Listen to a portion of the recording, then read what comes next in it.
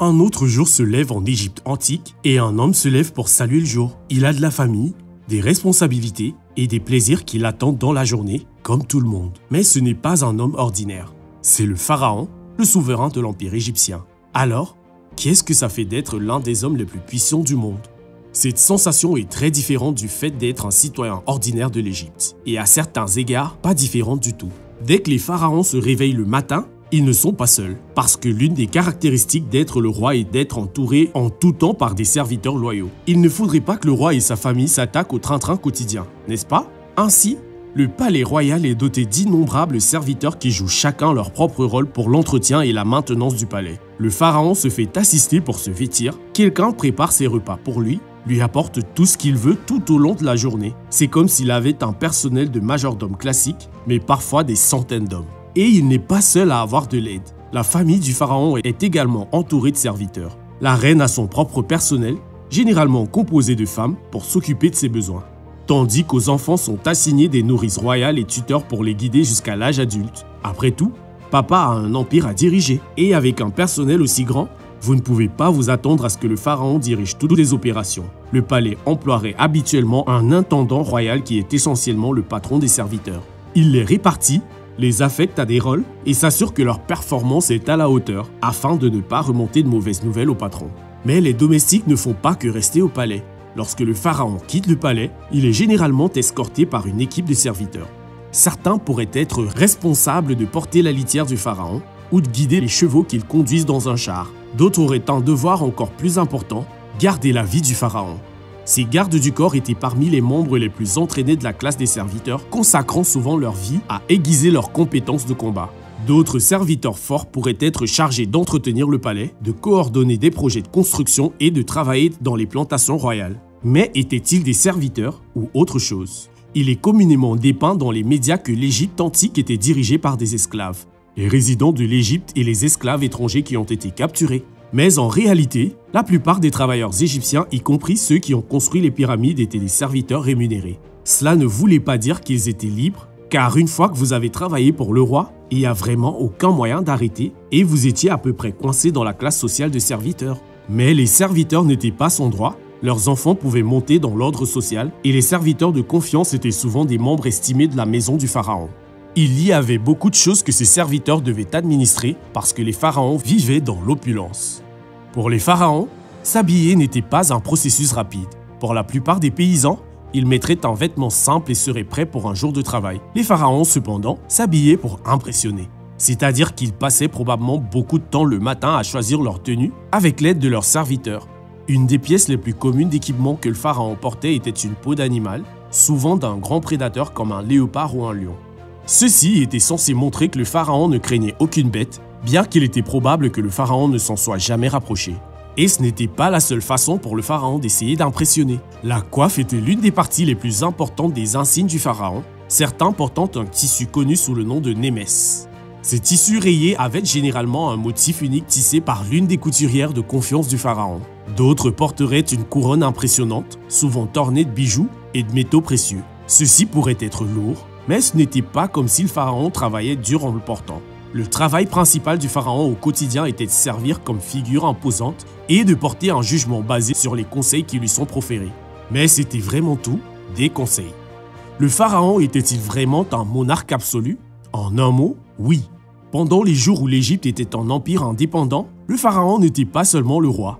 Il était généralement considéré comme un avatar des dieux à qui avait été confié le pouvoir sur la vie et la mort. Sa parole était absolue et la colère du pharaon pourrait signifier la mort. Mais en même temps, il était largement déconnecté du monde autour de lui. Il passait la plupart de son temps dans le palais, statuant sur les affaires des gens ordinaires à l'aide de ses conseillers, et ses décisions ont probablement été fortement influencées par leur point de vue.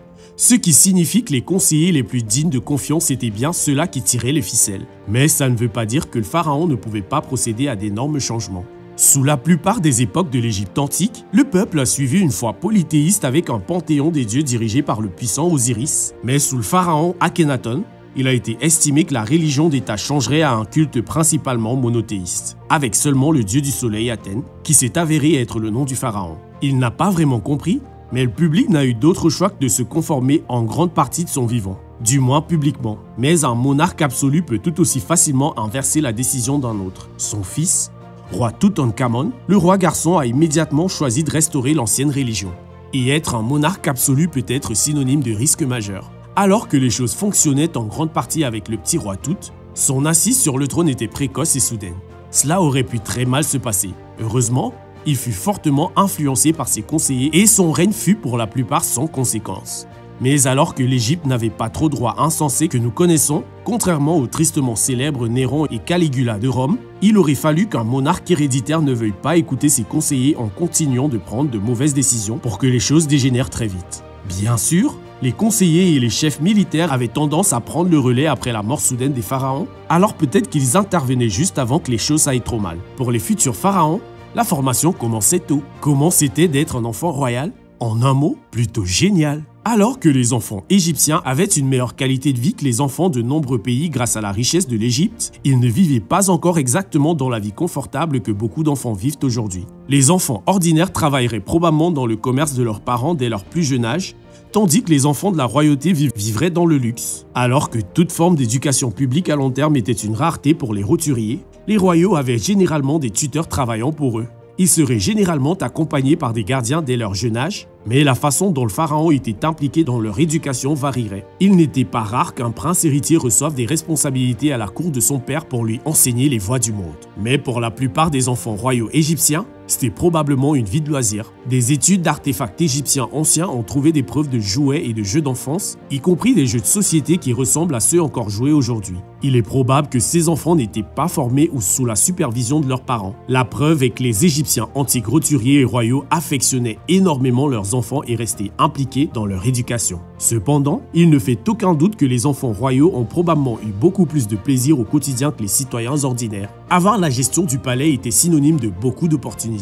L'Égypte était le plus grand et le plus puissant empire du monde à l'époque, et il serait indécent pour un pharaon puissant de vivre dans un palais qui ne reflétait pas cela. Alors que les structures les plus impressionnantes en Égypte étaient sans aucun doute les pyramides de la nécropole de Giza, il ne fait aucun doute que les palais égyptiens que nous avons appris étaient parmi les plus impressionnants jamais construits. Le plus connu est Malkata, le palais du nouveau royaume d'Amenhotep III. Situé sur la rive du Nil à Thèbes, il a été construit principalement en briques de boue et est estimé avoir pris 18 ans pour être livré. Ce fut la plus grande résidence royale jamais construite en Égypte. Et ils avaient bien utilisé cet espace. Parmi les nombreuses caractéristiques du palais était un grand lac artificiel relié au Nil à travers une série de canaux. Cela a éliminé la nécessité d'apporter de l'eau fraîche au palais manuellement. Le palais était rempli de plusieurs salles, villas, cours, petits palais et appartements pour les associés du pharaon. Les quartiers privés du pharaon étaient presque un palais en soi, avec 4 chambres, un dressing et même un coin harem. Un temple massif dédié à sa femme et honorant le dieu crocodile Sobek était également sur le terrain.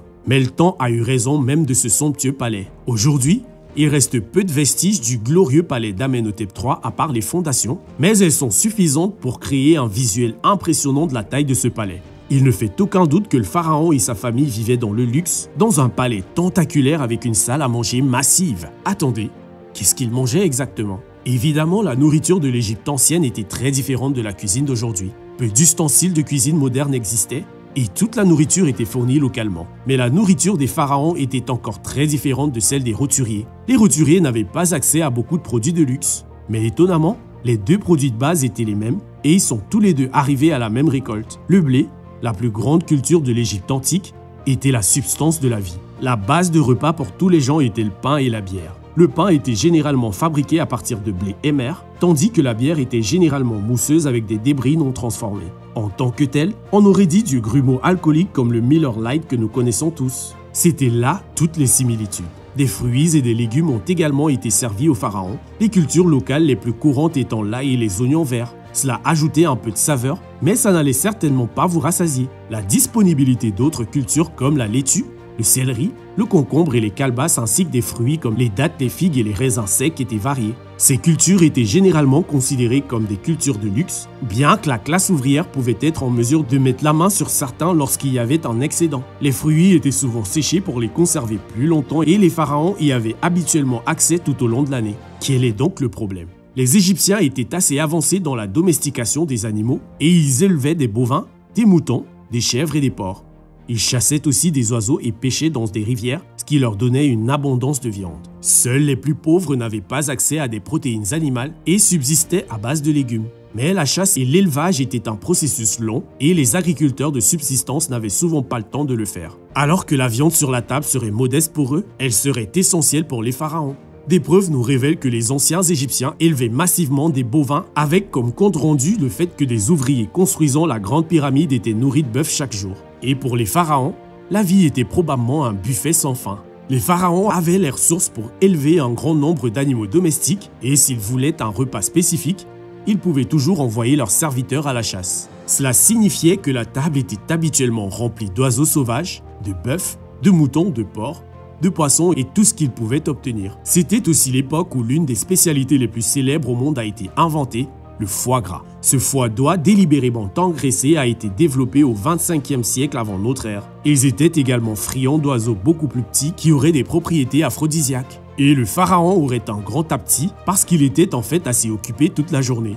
La journée commencerait avec lui étant habillé et nettoyé par ses serviteurs, y compris l'onction avec des huiles parfumées. Une fois qu'il portait toutes ses robes et bijoux, il allait à la salle d'audience. Là, il ferait face à ses réunions quotidiennes. Mais ne vous inquiétez pas, ils étaient adulés. Après tout, nous parlons bien d'un roi qui est également considéré comme un dieu, et ceux présents dans les réunions sont d'une combinaison de roturiers, nobles et les dignitaires en visite. Chacun d'eux se prosternait devant lui lorsqu'il entrait, lui présentant souvent des offrandes. Les seuls qui ne semblent pas montrer ce niveau de dévotion intense sont ses conseillers quotidiens, mais même eux se prosternaient devant le pharaon.